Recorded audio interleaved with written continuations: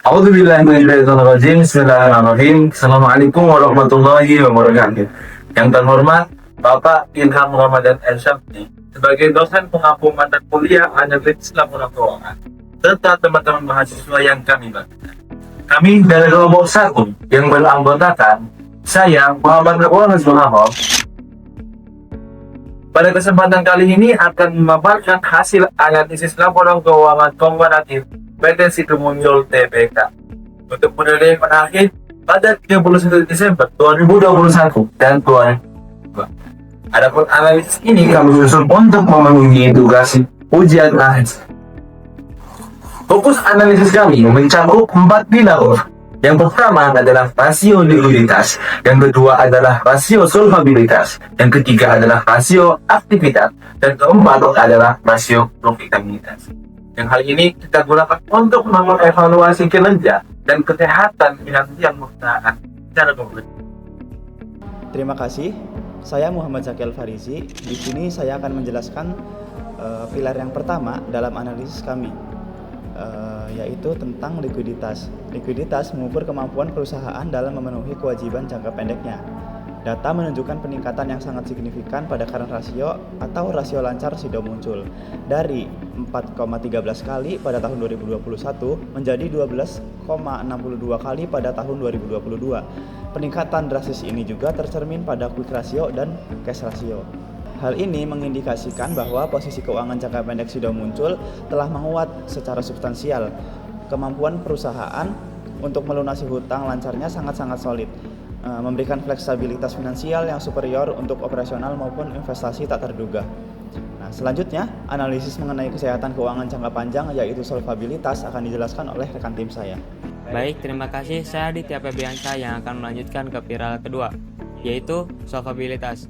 Rasio ini mengukur kemampuan perusahaan untuk memenuhi seluruh kewajibannya, baik dalam jangka pendek maupun jangka panjang, serta menunjukkan struktur pemodalan perusahaan. Kami menyoroti debt to equity ratio atau rasio utang terhadap ekuitas yang menunjukkan tren positif dengan menurun dari 0,17 kali pada tahun 2021 menjadi 0,14 kali pada tahun 2022. Artinya, PT Sido Muncul ini menunjukkan struktur permodalan yang semakin sehat dan konservatif. Perusahaan ini mengurangi ketergantungannya pada pendanaan eksternal atau utang dengan lebih bertumpu kepada kekuatan modal internal. Dari perspektif manajemen risiko ini adalah sinyal yang positif yang menunjukkan rendahnya risiko gagal bayar atau default risk dalam jangka panjang. Berikut efisiensi profesional perusahaan akan dibahas dalam analisis aktivitas. Baik, terima kasih. Untuk pilar ketiga adalah aktivitas atau rasio efisiensi, yang mana merupakan sebuah pengukur seberapa efektif perusahaan dalam memanfaatkan asetnya untuk menghasilkan pendapatan. Analisis kami menemukan sebuah hasil yang kontradiktif akan tetapi menarik. Di satu sisi, perputaran aset tetap meningkat signifikan dari 2,53 kali menjadi 4,56 kali, yang menandakan adanya peningkatan efisiensi dalam penggunaan aset tetap seperti pabrik dan juga mesin untuk menjalankan penjualan. Akan tetapi di sisi lain, kita menemukan perputaran persediaan justru melambat, turun dari 4,54 kali menjadi 2,62 kali. Penurunan ini memerlukan analisis yang lebih dalam. Kenapa?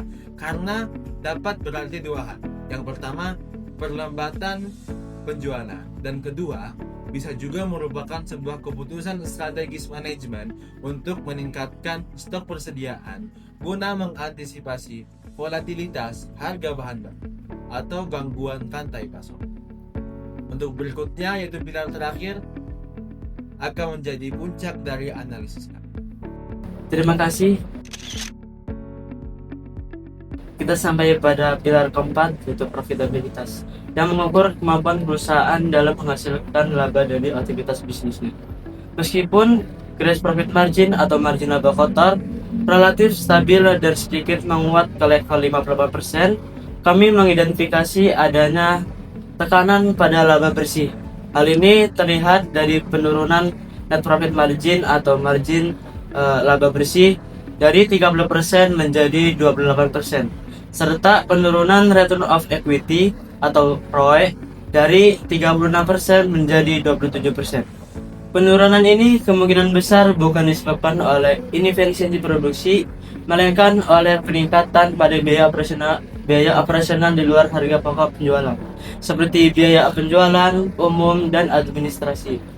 Kenaikan biaya ini merupakan cerminan dari investasi strategis perusahaan untuk memperkuat brand, jaringan distribusi, atau riset dan pembangunan untuk pertumbuhan di masa depan. Berdasarkan analisis komprehensif dari keempat pilar, kami menarik kesimpulan bahwasanya yang pertama, kesehatan finansial sudah muncul secara sadar memperkuat fundamental neracanya di tahun 2022 yang ditandai dengan likuiditas yang sangat tinggi dan juga struktur modal yang rendah risiko.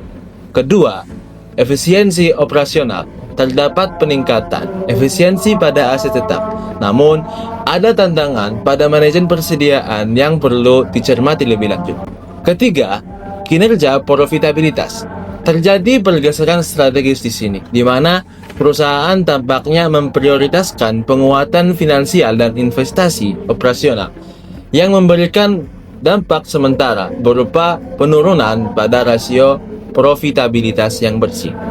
Secara keseluruhan, kinerja Sido muncul pada tahun 2022 menunjukkan ciri manajemen yang prudent dan juga berorientasi pada jangka pendek.